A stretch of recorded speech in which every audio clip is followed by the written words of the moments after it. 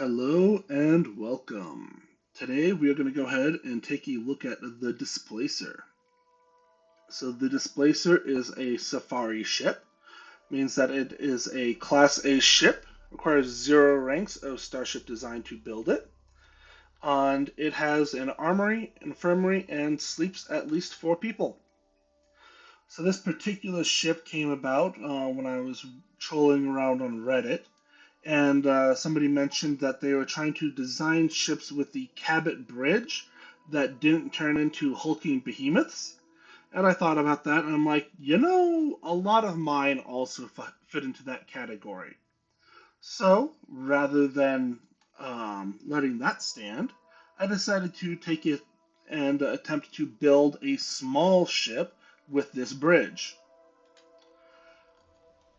So you can see it is a stormy day here at my outpost on Kodos.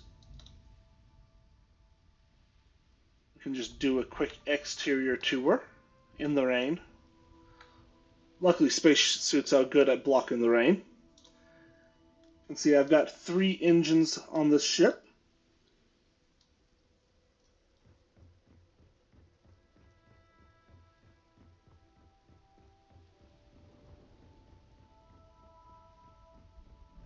And then walk on inside and do the rather quick interior tour. So as we come in, you see we are immediately entering into the armory. This would be either a Deimos or a Stroud, it doesn't make a difference. Back behind this, we have the infirmary with a window. You can see on the floor right here we have our docker. And then go up the ladder and around here. And we come into a Taio all-in-one. And that is the entirety of the ship.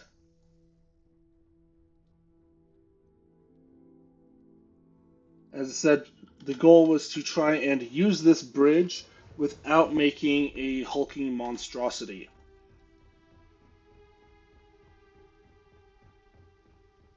So, let's go ahead.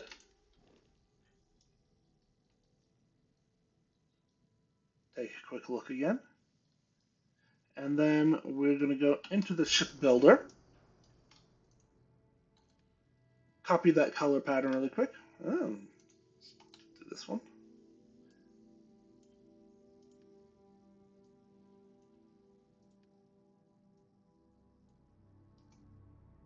All right. And then we are going to select all and delete. So first things first, let's go ahead and grab that landing bay. And I've got the Stroud Eklund landing bay. You can put this on either side if you have any sort of preference for that. I don't, so I just left it in the default spot. Then we're going to come on over here to the Habs.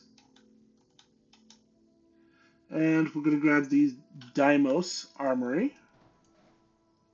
And then on the back of that, we're going to grab the Deimos infirmary. Just go over here really quick and grab our docker, which is going to be the 100 DP Slim docker.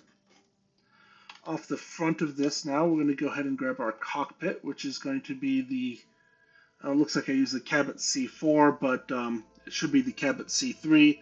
They're basically identical except for the how much cargo they have.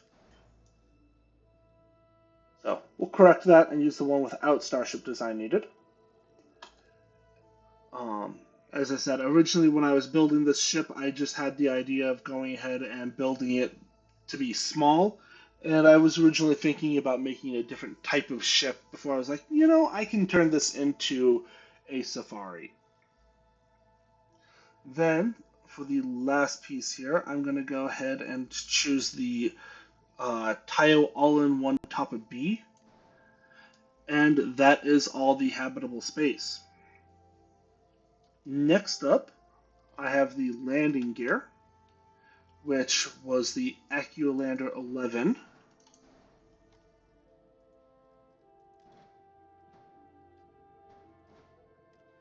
And you can see I only use 2 of these landing gears. Then we go ahead and just fill out some of that structural components really quick. As I have the Stroud cowling here, and then I have more Stroud cowlings. And then I've got the Stroud cap.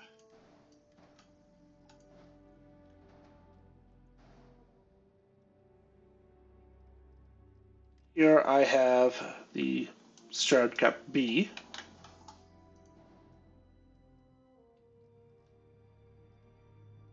And then I will come back for the tail sections in a little bit. I can go ahead and add that porthole. Alright, now I'm going to go ahead and add my reactor, which was the 134mm. I just placed that right there. Next up for the grav drive. For this ship, I use the Helios 300 grav drive. But you can see with where I have the engines, there's not really a place to put it. So what I actually did here is I hid that under one of the cowlings. You can choose whichever cowling you want, and then I flip it into place. So you can see it sticks out slightly from that. And if you don't want to hide it under the cowling, you don't have to. It just will cause the ship to look a little funny. Next, let's go ahead and grab those engines. As I said, this one has 3 Ammon 3 engines on it.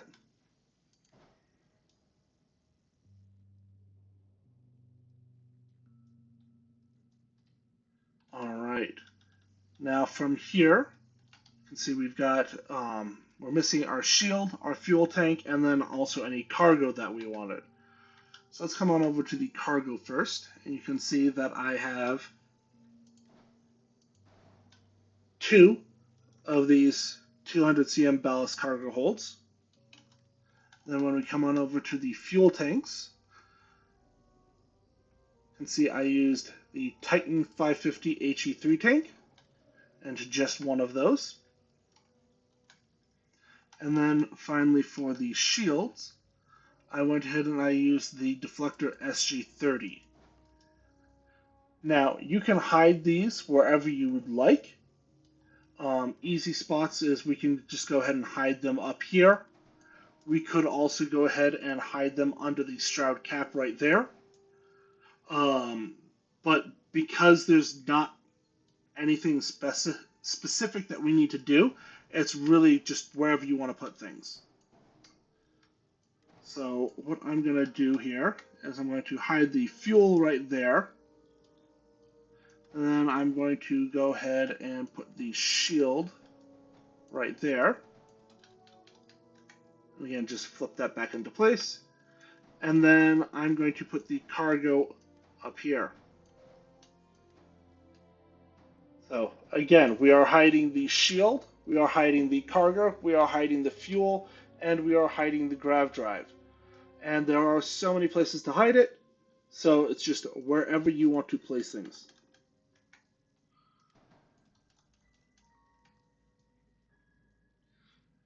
Finally, to finish this off, we have the rest of the structural components because we've got that little tail section going on there. So you can see I use the Deimos Spine A somewhere on here. We have the Deimos Spine C. We have a second Deimos Spine C. You can just flip that around. I like putting it this way so that way it lines up with the other pieces. And then we have the Deimos Spine E. And finally, I have an equipment plate that is going on top of this. You can see that is all of my structural components. So that means that all I need to do now is put my weapons on. So as usual, I like just going with a couple of the Disruptor 3300s. 2, 3, and 4. And for these, you can put them basically wherever you would like. However, because if I did this, you can see I assigned that weapon there. I'm using 23 of my 20 power, and since I have the animatronic fusion skill, that means that I basically have 2 power that is wasted and going unused. I could just leave it at that and call it a day, but I decided, you know what, let me also go ahead and slap on a pair of missile launchers.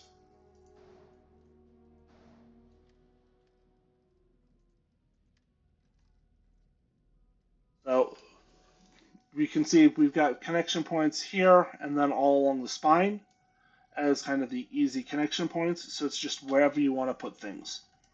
For this one, I'm going to go ahead and put the missiles on the outside and then line up this with the weapons. Now you can see I do have a jump range of 30 light years at the moment. If I go ahead and I pull this off, we can just check and see if I can get a lighter grav drive on.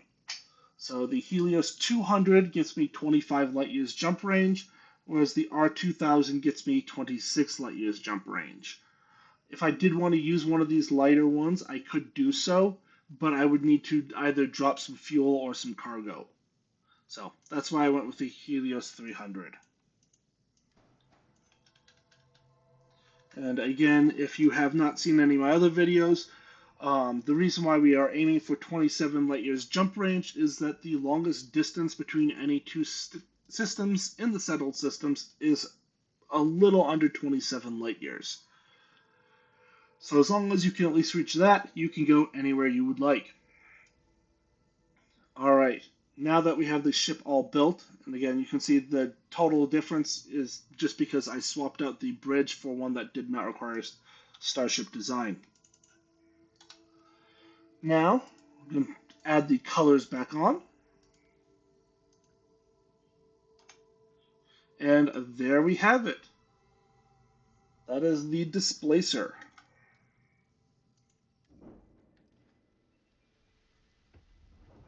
So, now that it's built, let's run on in, get aboard, and take off.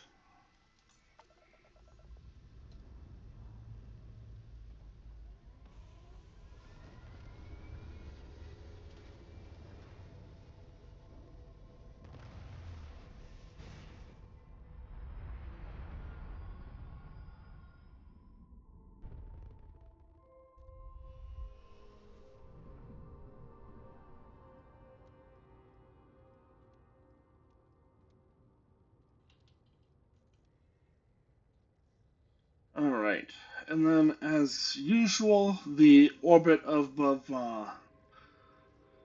my outpost is a mess because I keep blowing people up here.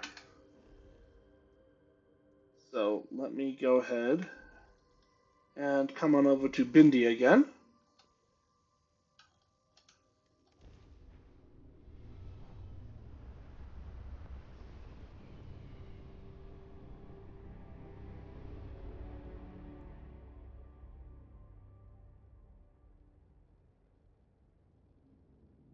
And then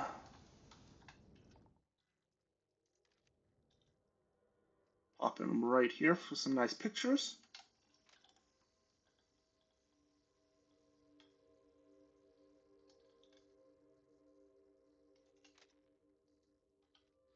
And there you have it. Thank you very much for watching, and I will see you next time.